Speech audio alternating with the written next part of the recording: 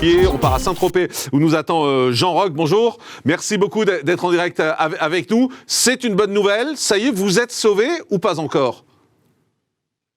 Écoutez, c'est une bonne nouvelle. Après, se sauver, ça va dépendre un petit peu de la réaction du public, ça va un petit peu dépendre de tout ce qu'on va mettre en place.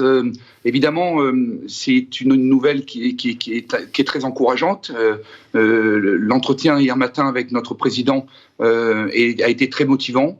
Je pense qu'il a compris nos attentes et qu'il a en tout cas eu le courage de prendre cette décision. C'était pas simple, même certains diront qu'elle a été tardive, bien sûr. Elle arrive tardivement, mais comment faire autrement dans une telle situation ? Comment on fait nos pays voisins ? Tout le monde n'a pas pris cette décision. D'autres l'ont prise rapidement et ça s'est pas bien passé. D'autres l'ont prise un peu plus tard et ça fonctionne. Il faut tenir compte un petit peu de tous les paramètres. Avoir une date, c'est quelque chose d'incroyable pour cette profession. C'est quelque chose d'incroyable pour notre jeunesse. C'est quelque chose d'incroyable pour les clubbeurs en général. Et puis surtout, c'est pour toutes les familles qui vivent aujourd'hui de cette profession. Le 9 juillet est un rendez-vous. Moi, je suis persuadé que ça va bien se passer. D'ailleurs, on va mettre fin à ces fêtes sauvages qui, elles, par contre, mettent en danger toute notre jeunesse.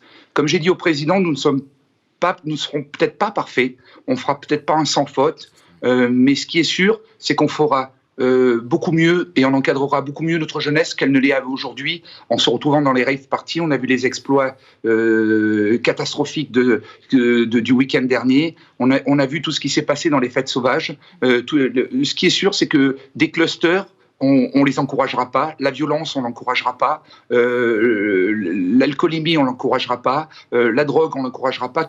Pour toutes ces raisons-là, et pour ce qui fait que nous sommes des professionnels, nous allons les mettre en œuvre pour savoir où est notre jeunesse cet été dans les boîtes de nuit, à quel endroit elle se trouve, comment elle est encadrée. C'est notre devoir et nous allons le faire.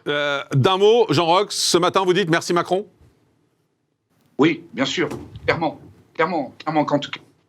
quand un président de la République vous dit, vous permet de revenir, de pouvoir à nouveau faire votre métier, de pouvoir à nouveau, il a posé, on est resté plus d'1 heure en entretien avec les différentes organisations. Il a posé beaucoup de questions, il était intéressé sur plein de sujets. On aurait pu développer encore, mais là on est resté vraiment focus sur la réouverture, sur qu'est-ce que la nuit aujourd'hui ? Comment on peut développer cette nuit ? Comment on peut la faire évoluer ? Il y a plein de gens, vous savez, qui se sont souvent posé la question comment les gens allaient réagir, mais personne ne sait comment l'être humain peut réagir après 15 mois il y a une génération qui n'a carrément pas connu, qui ne connaît carrément pas les boîtes de nuit, qui en a entendu parler. Il y a une génération qui commence à sortir et qui a été coupée en plein vol et qui se dit qu'est-ce qui se passe ? Est-ce que ça va être aussi bien qu'avant ? Est-ce que ça va être moins bien ? Est-ce que ça va être mieux ? Parce qu'il faut rester positif. Est-ce que ça va être mieux ?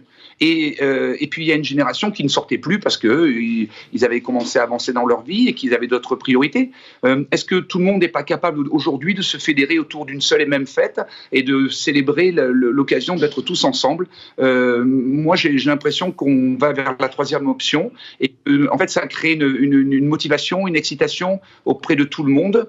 Et c'est bien ça la bonne nouvelle. Merci beaucoup Jean Roch, VIP Room à Saint-Tropez. Merci d'avoir été en direct avec nous.